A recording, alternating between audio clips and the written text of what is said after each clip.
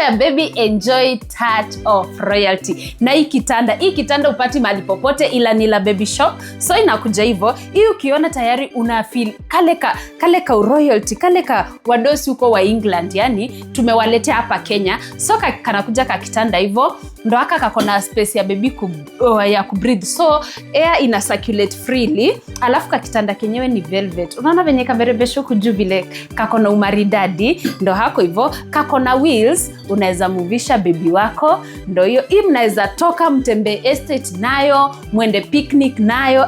Na ikiwezekana. Bebe watu ushago wakaone. Yani waambie hii mali umetoa Nila Baby Shop. So hii kitanda unaipata pale Nila Baby Shop. Of course kuna kala zingine si peke yake. Alafu ziko branches zetu zote. Na usijali kama branch yetu hayuko karibu na wewe. Though tuko na branch karibu na wewe. But we parcel to wherever you are. Yani hata kama uko US tunakuletea hadi huko. Ndo hiyo hapo.